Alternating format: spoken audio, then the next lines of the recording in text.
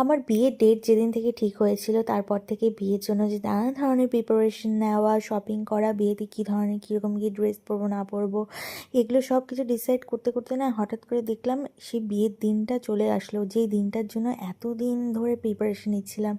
So সেই দিনটা যখন চলে এসেছিলো, আমার সত্যি বলতে মনের ভিতরে না কোনো আলাদাভাবে যে একটা এক্সাইটমেন্ট, মানে বিয়ে আমার হচ্ছে আমি নিজে বুঝতেই পারিনি। সেই সকাল থেকে শুরু করে বিয়ের জন্য একটার পর একটা যে রিচুয়ালস কমপ্লিট হচ্ছিল কি করে, আমি তো সত্যি বলতে কিছু বুঝতেই পারিনি।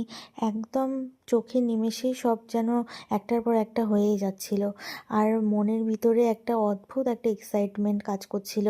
নিজের বিয়ে তো সেটা বিশ্বাস করতেই পারছিলাম না যে আমি বিয়ে করছি, আমার বিয়ে হচ্ছে। এটা এতদিন ধরে ছোটোবেলা থেকে বড় হয়েছি, সব দাদা দিদিদের বিয়ে খাওয়া থেকে শুরু করে বন্ধু বান্ধবীদের বিয়ে সব কিছুই অ্যাটেন্ড করেছি, মজা করেছি, কিন্তু অ্যাট লাস্ট যখন নিজের বিয়েতে আমি নিজেই এক্সপিরিয়েন্স নিচ্ছিলাম, তখন আমি তো জাস্ট স্পিচলেস।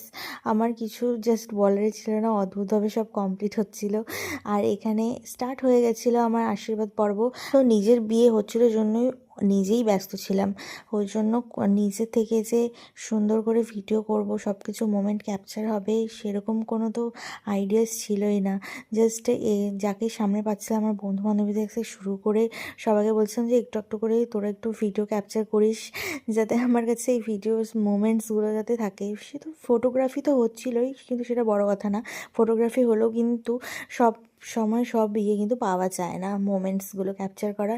কিন্তু নিজের ফোনের মধ্যে পার্সোনালি ভিডিও ক্যাপচার যেগুলো থাকে সেগুলো কিন্তু বিশেষ করে খুব ভালো লাগে পরে দেখতে। সো আমি যখন দেখি যে আমার বিয়ের কী কী ভিডিও ক্যাপচার হয়েছে, সো এগুলো দেখতেই না এত ভালো লাগছিল যে এইটুকুনি হোক, যতটুকুনি করা গেছে, আমার না এত ভিতরে এক্সাইটমেন্ট আর যেন ডবল হয়ে গেছে। সো এখন তো আমার এত ভালো লাগে ভিডিওগুলোতে ভয়েস ওভার দিতে আমার নিজের বিয়ের। দারুণ একটা, মানে তখন বুঝতে পারিনি যে বিয়ে আমার হচ্ছে, কিন্তু এখন আমি বুঝতে পারি যে হ্যাঁ,